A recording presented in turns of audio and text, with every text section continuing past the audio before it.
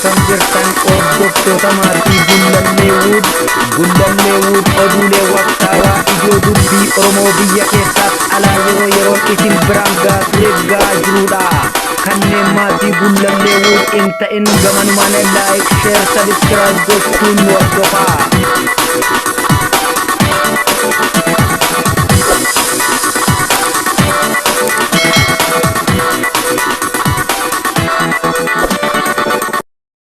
Gabaasa hardhaa ammajjii 29 2021 Gullalleewudiif ergamen godina Matakkal aanaa Dibaat ganda Caaliyaa keessatti humni addaa naannoo Amaaraa uffata raayyaa ittisa biyyaa uffachuun manneen uummata Oromoo fi qabeenya keessa jiru hunda waliin barbadeessan jedha.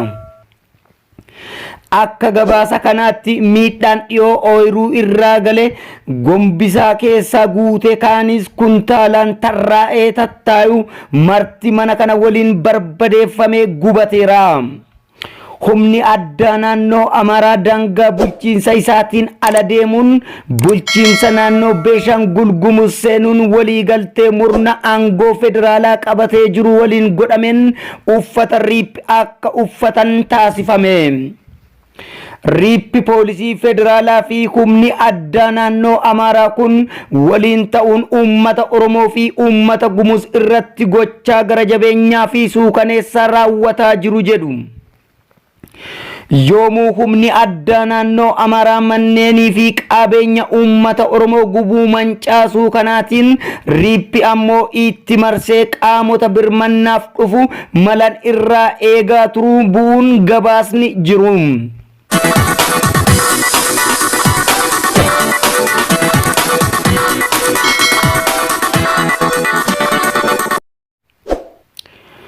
Breaking injifannoo waraana bilisummaa Oromoo zoonii kibbaa irree fi gaacheen uummata Oromoo waraanni bilisummaa Oromoo godina Gujii lixaa Cibbirraa madda albuudaa buttaa malkaa Sooddoo fi baddaa mangadaa waliin ta'uun aanaa Bulee Qoraa ganda murtuu xillisaa iddoo addaa Qancaacaa jedhamutti waraana shiftaa mootummaa bilchiginaa uummata Oromoo dararaa ajjeesaa saamicha garagaraa fi mana gubaa ture guyyaa kardhaa jechuun gaafa guyyaa 29/1/2022 sa'aatii 10 local time maqaa waraana bilisummaa Oromoo sakatta'uutiin osoo sossou woboon aaxxee itti hidhee nama 10 ol ajjeesuun hedduu madoon adabeera.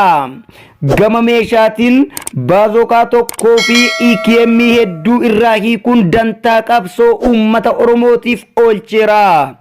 Lolli hanga bilisummaatti itti fufa injifannoon uummata Oromoof gadaa xumura gabrummaa.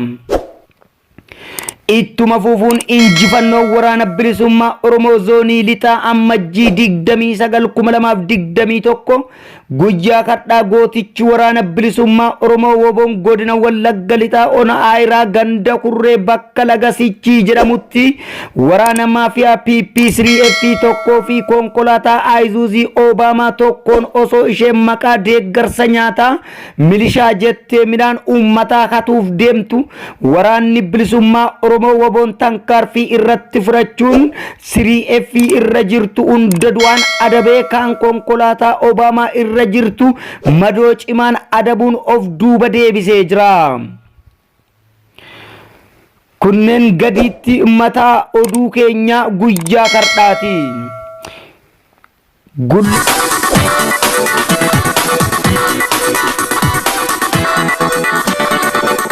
Gullalleewud ammajjii 29/2021 kaaba Oromiyaa Walloo keessatti humni waraanaa dirqamaan Oromoo irraa meeshaa hiikkachiisaa jira.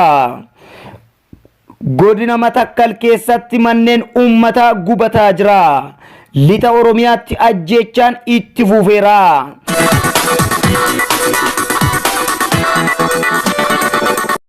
Godina Matakkal aanaa Manduraa keessatti ajjeechaan jumlaan uummata Gumuz irratti hidhattoota Amaaraatiin geggeeffamu ammaatee itti fufeera. CPG'n dhimma ajjeechaa gaazexeessaa Daawit Kabbadee irratti qorannoo walabaa gaafate. dhibdee daangaa Itoophiyaa fi Suudaan gidduu ilaalchisee Suudaan deebii laatte. Soomaaliyaan qorannoo Jibuutii kan rakkoo daangaa Keeniyaa fi Soomaaliyaa jechuun baafte gabaasni isaa akka haqamu xalayaadhaan IGAD gaafatte. Taiwan biyya walabaa ta'a yoo jette kan itti fufu waraana jette Chaayinaan. Hordoftoota keenya oduulee waktaawaa wal duraa duubaan biyya keessaa falaa kan itti biraan geenyu gullallee